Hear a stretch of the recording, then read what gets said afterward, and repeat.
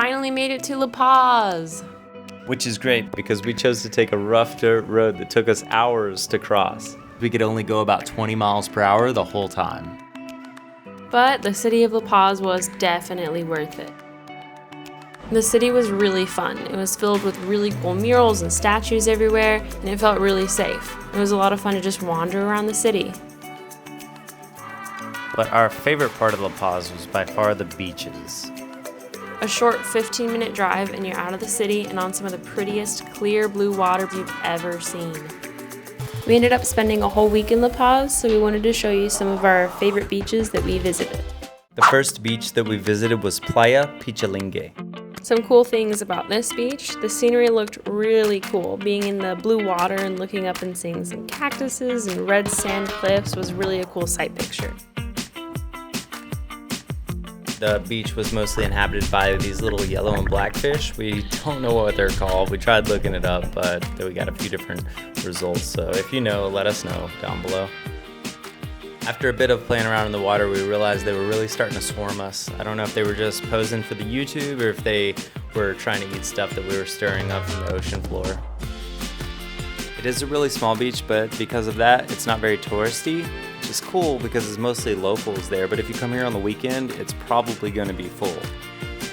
We didn't try camping here, but it wasn't listed on iOverlander, so I don't think it's a spot where you can camp. Next up is Playa Balandra.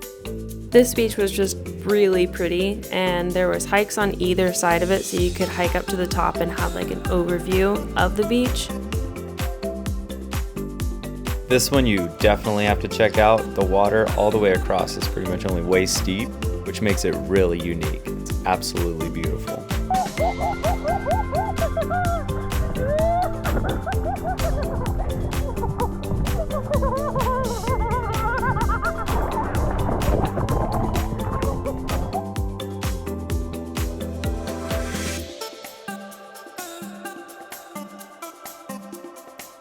The downsides to this beach is there's no camping and the beach closes at 5 p.m. Also, parking was pretty hard, but even though there was a ton of people, it didn't feel too crowded because there was a lot of areas to go to that felt a little more secluded.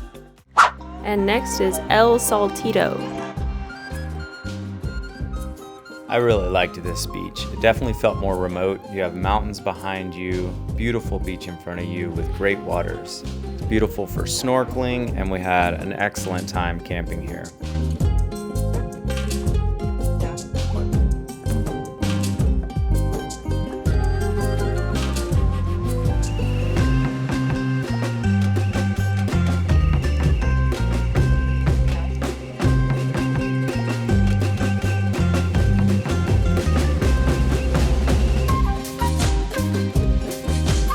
The downside to this beach is you get stuck in the sand really easily. So if you don't have a four-wheel drive, it's probably best just to stay out of the deep sand. We also heard that people break into cars here, so lock up your stuff, keep your car in sight, or park where there's other cars nearby. Playa El Tecolote. This one was a really large beach, so there was lots of parking right on the beach or off the trails behind it, and you can camp anywhere.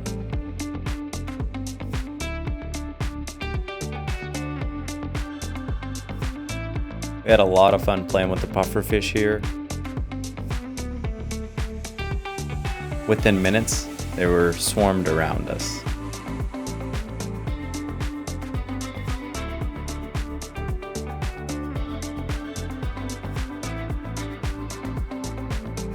They got really comfortable with us, and we even figured out how to touch their bellies.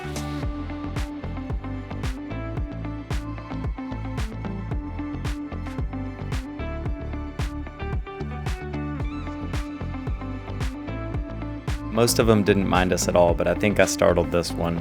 He started to puff up.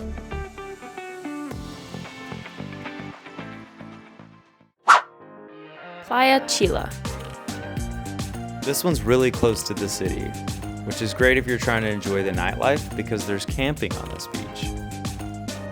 But our favorite part about this beach was definitely Baja Cameron.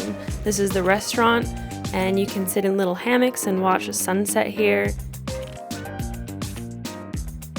This was probably our favorite restaurant in La Paz.